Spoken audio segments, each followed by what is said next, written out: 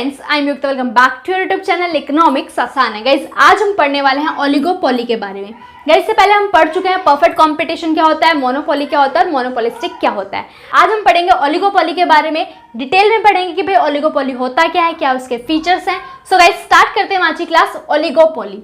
जैसे कि तुम्हें पता ही है कि इकोनॉमिक्स के मोस्टली जो वर्ड हैं वो ग्रीक लैंग्वेज से ही आए हैं, तो ओलिगोपोली जो है वो भी हमारा ग्रीक लैंग्वेज से ही आया है। तो ओलिगोपोली की बात करें तो ओलिगी का मतलब होता है फ्यू और पोलिन का मतलब होता है टू सेल।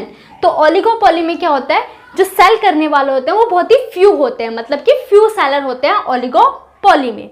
ठीक है, तो ओलिगोपोली में फ्यू सेलर होते हैं, मतलब कहने का क्या है कि ओलिगोपोली क्या है, बीच में होगी मोनोपोली और मोनोपोलिस्टिक के। क्योंकि मोनोपोली में क्या होता है, सिंगल सेलर होता है, मोनोपोलिस्टिक में क्या होता है, लार्ज नंबर ऑफ सेलर होते हैं, और ओलिगोपोली में क्या है, फ्यू सेलर है। तो बीच में होती है मोनोपोली और मोनोपोलिस्टिक के। तो ओलिगोपोली में जब मैं बात करूँ ना, फ्यू सेलर है, मतलब मोर देन 2 होंगे। कितने होंगे ये मैं नहीं बता सकती, बट मोर देन 2 होंगे। और क्या होगा, मोनोपोली से ज्यादा होंगे, मोनोपोलिस्टिक से कम होंगे। ठीक है, फ्यू सेलर होते हैं हमारे ओलिगोपोली में। तो डेफिनेशन की बात करें ओलिगोपोली की, तो oligopoly refers to a market situation in which there are few firms selling homogeneous और डिफरेंशिएटेड प्रोडक्ट्स। कि ओलिगोपोली क्या एक ऐसी मार्केट सिचुएशन है जहां पर फ्यू सेलर होंगे और वो क्या सेल करेंगे, हेट्रोजीनियस प्रोडक्ट मतलब डिफरेंशिएटेड प्रोडक्ट्स और होमोजीनियस प्रोडक्ट्स। हेट्रोजीनियस या डिफरेंशिएटेड प्रोडक्ट्स का एग्जांपल दूं तो क्या हो सकता है, ऑटोमोबाइल्स हो सकते हैं। ठीक है, और होमोजीनियस का एग्जांपल दूं तो क्या हो सकता है भाई, सीमेंट हो सकता है। क्योंकि होमोजीनियस होती है भाई सीमेंट, तो सीमेंट ही रहने वाली है। ठीक है, और ऑटोमोबाइल्स में चेंजेस हो सकते हैं कि भाई किसी की कार में कुछ डिफरेंस आ सकता है, किसी कार में कुछ। तो हेट्रोजीनियस मतलब डिफरेंशिएटेड मतलब डिफरेंस आ जाएगा, क्वालिटी को लेकर, ब्रांड को लेकर, कलर को लेकर कुछ डिफरेंस आ जाएगा। बट होमोजीनियस में सेम रहेगा भाई, सीमेंट सीमेंट ही होती है ना। तो इसलिए हम ओलिगोपोली को क्या बोलते हैं, कंपटीशन अमंग द फ्यू। कि फ्यू के बीच में क्या होता है, बहुत ही स्टिफ इंटेंस कंपटीशन होता है फ्यू फर्म्स के बीच में। एग्जांपल के लिए मैंने बताया ही, ऑटोमोबाइल्स हो गया। ऑटोमोबाइल्स में एग्जांपल ले तो भाई टाटा हो गया, महिंद्रा हो गया, बजाज हो गया। ठीक है, एंड देन बात करें सीमेंट में, तो सीमेंट में क्या हो गया भाई, अल्ट्राटेक सीमेंट हो गया, अंबुजा सीमेंट हो गया। स्टील में बात करें तो भाई स्टील में क्या हो गया, टाटा स्टील हो गया। तो ये सारे एग्जांपल किसके हैं, ओलिगोपोली के। अब हम फीचर्स की बात करें ओलिगोपोली की, तो सबसे पहला फीचर हमारे ओलिगोपोली से वर्ड से ही निकल के आ रहा है, क्या, फ्यू फर्म्स। कैसी फर्म्स होती है यहाँ पर कंपटीशन में, फ्यू फर्म्स होती हैं। अब फ्यू फर्म्स हैं तो आपस में बहुत ही स्टिफ कंपटीशन, बहुत ही सीवियर कंपटीशन होता है, और एक फर्म जो एक्शन लेगी उसका इन्फ्लुएंस दूसरी फर्म पर पड़ता है। फॉर एग्जाम्पल के लिए, अगर मारुति अपनी कार का प्राइस बढ़ाएगी तो उसका इम्पैक्ट महिंद्रा पर पड़ेगा या टाटा पर पड़ेगा। ठीक है, अगर मारुति अपनी कार का प्राइस कम करती है तो उसका इम्पैक्ट भी दूसरी फर्म्स जो है, टाटा हो गया, महिंद्रा हो गया, उन पर पड़ेगा। फॉर एग्जाम्पल के लिए मान लेते हैं मारुति ने क्या करा, प्राइस अपना बढ़ा दिया। अब मारुति ने प्राइस बढ़ाया तो दूसरी जो हमारी फर्म्स है वो क्या करेंगी, अपना प्राइस नहीं बढ़ा पाएंगी उतना। क्यों नहीं बढ़ा पाएंगे, क्योंकि अगर उन्होंने प्राइस बढ़ाया तो उनके कस्टमर वहां से चले जाएंगे। क्योंकि हायर प्राइसेस पर कस्टमर डिमांड नहीं बढ़ाता भाई, कस्टमर हमारा, कंज्यूमर हमारा रैशनल होता है, तो उसका इन्फ्लुएंस बढ़ेगा उन पर। और अगर मारुति प्राइस कम कर देती है तो वो कितना प्राइस कम करे, अगर ज्यादा प्राइस कम कर देंगे तो भाई हो सकता है वो कॉस्ट ही कवर ना कर पाए, लॉस हो जाएगा। तो दोनों तरीके से क्या होगा, इम्पैक्ट पड़ेगा। कि अगर दूसरी फर्म प्राइस में कुछ ऊपर नीचे करती है, मतलब प्राइस में कुछ चेंजेस लाती है, तो उसका इम्पैक्ट दूसरी फर्म पर पड़ेगा। तो बहुत ही ज्यादा सीवियर कॉम्पिटिशन होता है फर्म्स के बीच में। देन बात करें इंटरडिपेंडेंस। इंटरडिपेंडेंस का मतलब क्या है, तो फर्म जो है फ्यू है मार्केट में, तो उसके आपस में क्या है, इंटरडिपेंडेंट है। इंटरडिपेंडेंट का मतलब क्या है, एक फर्म कोई एक्शन लेगी तो उसका जो इम्पैक्ट है या इन्फ्लुएंस है दूसरी फर्म पर पड़ेगा। एग्जांपल मैंने दिया ही, अगर मारुति ऊपर नीचे अपना प्राइस करती है तो उसका इम्पैक्ट बजाज, टाटा या महिंद्रा पर भी पड़ेगा। ठीक है, तो action of one firm affect the action of other firm. कि एक फर्म जो एक्शन लेगी उसका इम्पैक्ट दूसरी फर्म पर पड़ेगा। फ्यू फर्म्स है मार्केट में। एग्जांपल के लिए मान लो कार का एग्जांपल लूं, मारुति हो गया, टाटा हो गया, हुंडई हो गया, फोर्ड हो गया और होंडा हो गया। मान लो मारुति अपने प्राइस में ऊपर नीचे कर ले कुछ, ठीक है, चेंजेस लाया है अपने प्राइस में, तो उसका इम्पैक्ट टाटा, हुंडई, फोर्ड और होंडा पर भी पड़ेगा। तो इंटरडिपेंडेंस है, मैं क्या एक्शन लूंगी वो डिपेंड करेगा मेरे राइवल फर्म्स पर। राइवल फर्म्स मतलब जो कंपटीशन में फर्म्स है। हुंडई अपनी कार का क्या प्राइस डिसाइड करेगी, वो उसकी राइवल फर्म्स फॉर एग्जांपल क्या, फोर्ड, होंडा, मारुति, टाटा पर डिपेंड करेगा। देन बात करें नॉन प्राइस कंपटीशन, कि भाई नॉन प्राइस कंपटीशन, प्राइस में कंपटीशन नहीं हो रहा। यहाँ पर क्या होता है हमारे ओलिगोपोली में, कि वो अवॉइड करते हैं प्राइस कंपटीशन, मतलब कि प्राइस वॉर को। क्यों अवॉइड करते हैं? फॉर एग्जाम्पल के लिए मान लो महिंद्रा ने अपनी कार का प्राइस बढ़ा दिया, तो भाई मारुति हो गया, टाटा हो गया, हुंडई हो गया, ये अपने प्राइस क्या करेंगे, बढ़ा नहीं पाएंगे उतना। क्यों? क्योंकि भाई अगर प्राइस बढ़ाया तो कस्टमर चले जाएंगे, और अगर मान लो महिंद्रा ने प्राइस कम कर लिया तो हमारे जो मारुति, टाटा, हुंडई हो गया, ये प्राइस कम कितना करेंगे भाई, ज़्यादा कम कर दिया तो कॉस्ट कवर नहीं कर पाएंगे, लॉस हो जाएगा। तो यहाँ पर क्या होता है, वो प्राइस कंपटीशन या प्राइस वॉर को अवॉइड करते हैं कि भाई प्राइस में वॉर नहीं करेंगे। क्यों? क्योंकि अगर प्राइस में कंपटीशन करने लग गए तो नुकसान होगा हमें ही, ठीक है। तो प्राइस कंपटीशन को अवॉइड करते हैं कि भाई प्राइस में कंपटीशन नहीं करेंगे, हम और कंपटीशन करेंगे। और कंपटीशन का मतलब नॉन प्राइस कंपटीशन, भाई प्राइस के अलावा भी तो कंपटीशन कर सकते हैं। तो यहाँ पर अवॉइड करते हैं वो प्राइस वॉर को, क्योंकि इम्पैक्ट पड़ता है। अगर एक फर्म अपने प्राइस में चेंजेस लाती है तो उसका दूसरी फर्म्स पर इम्पैक्ट पड़ेगा, ठीक है। तो यहाँ पर वो पॉलिसी फॉलो करते हैं। कौन सी पॉलिसी फॉलो करते हैं?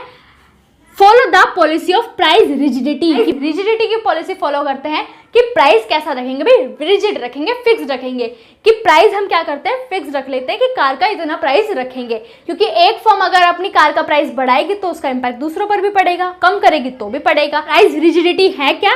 Price rigidity refers to a situation in which price tends to stay fixed irrespective of changes in demand and supply condition। कि प्राइस रिजिडिटी का मतलब क्या है कि प्राइस क्या रखेंगे, हम फिक्स रखेंगे, डिमांड और सप्लाई चाहे कितनी भी हो, ठीक है। तो प्राइस वॉर को मतलब कंपटीशन, प्राइस कंपटीशन को अवॉइड करने के लिए वो इस पॉलिसी को अपनाते हैं। अब तुम कहोगे कि भाई प्राइस में कंपटीशन नहीं कर रहे तो फिर कंपटीशन कैसे करेंगे? भाई करते हैं कंपटीशन। कैसे करते हैं? एडवर्टाइजमेंट के थ्रू। तुमने बहुत एडवर्टाइजमेंट देखी होंगी टीवी पर, अंबुजा सीमेंट की, अल्ट्राटेक सीमेंट की, मारुति की, टाटा की, हुंडई की, इनकी बहुत ऐड देखी होंगी। तो कंपटीशन होता है इनका थ्रू एडवर्टाइजमेंट या फिर better services to customer. Customer को अच्छी सर्विसेज प्रोवाइड कर रहे हैं। एग्जाम्पल के लिए मान लो मैंने मारुति से कार खरीदी, ठीक है। अब मैंने कार खरीदी, मान लो कार खरीदने के बाद मुझे कोई प्रॉब्लम आ गई तो उन्होंने बहुत ही जल्दी उसको सॉल्व कर दिया, ठीक है। अपनी अच्छी सर्विसेज वो प्रोवाइड कर रहे हैं। तो इतनी अच्छी सर्विसेज वो प्रोवाइड करेंगे, मान लो फ्यूचर में मुझे कभी कार खरीदनी हुई तो मैं मारुति के पास ही जाऊंगी खरीदने। तो यहाँ पर क्या है, कंपटीशन है, एडवर्टाइजमेंट के थ्रू कंपटीशन हो रहा है। क्योंकि एडवर्टाइजमेंट क्या करती है, एक साइकोलॉजिकल इम्पैक्ट डालती है हमारे ऊपर कि अगर एडवर्टाइजमेंट मैंने देखी, भाई कार इतनी मस्त चल रही है, ये उसकी क्वालिटी है, तो एक हम अपना मन बना लेते हैं कि हाँ कार लेनी है तो भाई महिंद्रा की लेनी है, किसी की भी, मतलब जिसकी भी ऐड आ रही है, मान लो एक इंप्रेशन बन जाता है, हम अट्रैक्ट हो जाते हैं उससे। यहाँ पर बात करें एडवर्टाइजमेंट का और कस्टमर सर्विसेज का बहुत इंपैक्ट पड़ता है कि यहाँ पर भी कंपटीशन होता है कि भाई मेरे को इससे ज़्यादा अच्छी सर्विसेज प्रोवाइड करनी है, मेरे को अच्छी एडवर्टाइजमेंट करानी है ताकि लोग अट्रैक्ट हों और उसकी सेलिंग ज़्यादा हो, ठीक है। तो ओलिगोपोली में बात करें तो सबसे ज़्यादा सेलिंग कॉस्ट आती है, यहाँ पर सबसे ज़्यादा क्या होती है, एडवर्टाइजमेंट होती है। देन बात करें barriers to entry of firm, कि हर कोई एंटर नहीं कर सकता इस मार्केट में। क्यों भाई? क्योंकि कुछ बैरियर्स हैं यहाँ पर। क्या क्या बैरियर हैं? पेटेंट, भाई किसी ने कुछ नया इन्वेंट कर दिया, न्यू कार बना दी तो उसने पेटेंट राइट करा लिया, अब और कोई तो बना नहीं सकता, तो फिर कंपटीशन में कैसे आएगा, ठीक है। रिक्वायर लार्ज कैपिटल, कि भाई बहुत ज़्यादा लार्ज कैपिटल चाहिए, मुझे एक स्टील प्लांट लगाना है तो कुछ लाखों में काम नहीं चलेगा, करोड़ों में काम चलेगा, तो लार्ज कैपिटल चाहिए। जिसके पास है भाई आ जाओ मैदान में। Then control over crucial raw material, कि रॉ मटेरियल पर कंट्रोल है। अब जिसके पास रॉ मटेरियल नहीं है तो वो कैसे कंपटीशन में आएगा या वो कैसे एंटर करेगा मार्केट में, ठीक है। तो अगर कोई इन बैरियर को पार कर लेता है तो भाई आ जाएगा मैदान में, ठीक। देन बात करें रोल ऑफ सेलिंग कॉस्ट, जैसे मैंने बताया कि सेलिंग कॉस्ट बहुत ज़्यादा होती है यहाँ पर, एडवर्टाइजमेंट बहुत ज़्यादा करती हैं फर्म्स। तो देखा होगा यार टीवी पर बहुत ज़्यादा एडवर्टाइजमेंट आती हैं, ठीक है। मारुति हो गया, ठीक है, टाटा हो गया, बजाज हो गया, इनकी बहुत ऐड आती हैं। देन बात करें ग्रुप बिहेवियर। अब क्या होता है, ये फर्म क्या करती है, आपस में ग्रुप बिहेवियर करती है। मतलब होती तो ये इंडिविजुअल फर्म्स हैं बट आपस में मिलके क्या कर लेती हैं, फिक्स कर लेती है, कुछ डिसीजन ले लेती है कि भाई इतना प्राइस रखेंगे, इतना आउटपुट सेल करेंगे। क्यों ऐसा करती है? क्योंकि अगर ये ऐसा नहीं करेंगे तो क्या होगा, एक प्राइस अपना बढ़ा देगा, कोई प्राइस कम कर देगा, तो आपस में कंपटीशन चलेगा, किसी को नुकसान होगा, किसी को ज़्यादा फायदा हो जाएगा। तो इस कंपटीशन को रोकने के लिए वो क्या कर देती हैं कि भाई सबको फायदा हो, सबको बेनिफिट मिले, तो हम एज अ ग्रुप बिहेव करते हैं। तो वो एज अ ग्रुप बिहेव करते हैं, होती उनकी इंडिविजुअल आइडेंटिटी है, इंडिविजुअल वो इंडिपेंडेंट होते हैं, ठीक है, बट बिहेव ऐसे करते हैं कि वो ग्रुप है, ठीक है। तो ग्रुप बिहेव का मतलब क्या है, firms tend to behave as if they were a single firm even though individually they retain their independence, कि ऐसे बिहेव करते हैं कि वो सारे क्या है, एक सिंगल फॉर्म है बट उनकी खुद की एक इंडिपेंडेंस है। ठीक है, क्यों ऐसा ग्रुप बिहेव करते हैं भाई?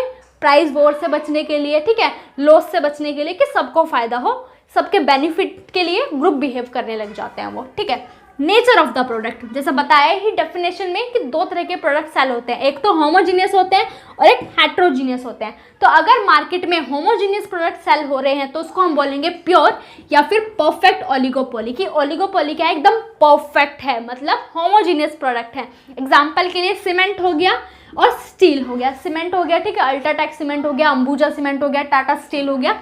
और हेट्रोजीनियस की बात करें तो हेट्रोजीनियस मतलब डिफरेंशिएटेड या फिर इम्परफेक्ट ओलिगोपोली बोलेंगे, कि कुछ ना कुछ डिफरेंस होगा, किसी भी चीज़ को लेकर हो सकता है, क्वालिटी को लेकर, कलर को लेकर। ठीक है, तो एग्जाम्पल के लिए ऑटोमोबाइल्स हो गए, जैसे कार में तुमने देखा होगा अलग अलग क्वालिटी स्पेसिफिकेशन आ जाती है। ठीक है, बात करें इनडिटर्मिनेट डिमांड कर्व, कि डिमांड कर्व को मैं डिटरमाइन नहीं कर सकती। क्यों नहीं कर सकती?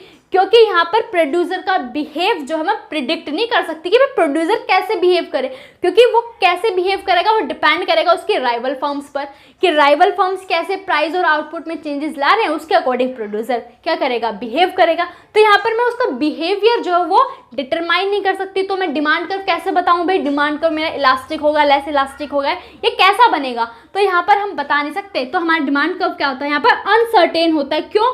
क्योंकि demand curve keep on shifting, it is not definite, definite नहीं होता, डिटरमाइन नहीं कर सकते, क्योंकि हम यहाँ पे प्रोड्यूसर का बिहेवियर जो है वो प्रिडिक्ट नहीं कर सकते, डिटरमाइन नहीं कर सकते, कैसे बिहेव करेगा वो उसके राइवल फर्म पर डिपेंड करेगा। सो गाइज ये था क्या ओलिगोपोली के बारे में। कंक्लूड कर लेते हैं कि ओलिगोपोली जो वो ग्रीक वर्ड से आया, ओली का मतलब होता है फ्यू और पोलिन का मतलब होता है टू सेल। तो यहाँ पर फ्यू सेलर्स होते हैं, मतलब मोनोपोली से ज्यादा होंगे और मोनोपोलिस्टिक से कम होंगे, मोर देन 2 होंगे। कितने होंगे एग्जैक्टली ये हम नहीं बता सकते, बट फ्यू होंगे, हम काउंट कर सकते हैं। ठीक है, ओलिगोपोली क्या है, एक ऐसी मार्केट सिचुएशन है जहां पर फ्यू फर्म्स हेट्रोजीनियस प्रोडक्ट भी सेल करती है और होमोजीनियस। अगर हेट्रोजीनियस सेल करे तो उसको हम क्या बोलेंगे, इम्परफेक्ट ओलिगोपोली, और अगर होमोजीनियस प्रोडक्ट सेल कर रही है तो उसको हम प्योर या परफेक्ट ओलिगोपोली बोलेंगे। कंपटीशन होता है अमंग फ्यू में, जैसे ऑटोमोबाइल, सीमेंट या स्टील हो गया। फ्यू फॉर्म्स होती हैं, बहुत ही सीवियर, बहुत ही स्टफ कंपटीशन होता है। इंटरडिपेंडेंस होती है, क्योंकि एक जो एक्शन लेगी फॉर्म उसका इन्फ्लुएंस दूसरी फॉर्म पर पड़ेगा। प्राइस कंपटीशन करते हैं भाई, कि प्राइस में कंपटीशन नहीं करना, हम क्या करेंगे भाई, नॉन प्राइस कंपटीशन करेंगे, क्योंकि प्राइस में कंपटीशन करेंगे तो भाई नुकसान होगा। ठीक है, तो यहाँ पर क्या करते हैं, प्राइस रिजिडिटी की पॉलिसी अपना लेते हैं और वो नॉन प्राइस कंपटीशन करते हैं एडवर्टाइजमेंट और कस्टमर सर्विसेज के थ्रू।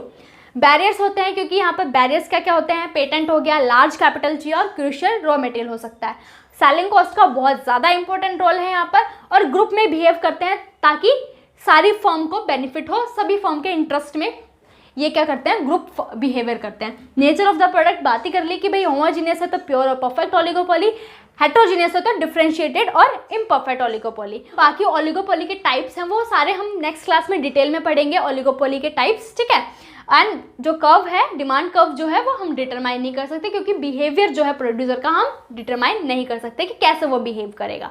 सो गाइज आज के लिए इतना ही, मिलते हैं नेक्स्ट क्लास में। Thank you.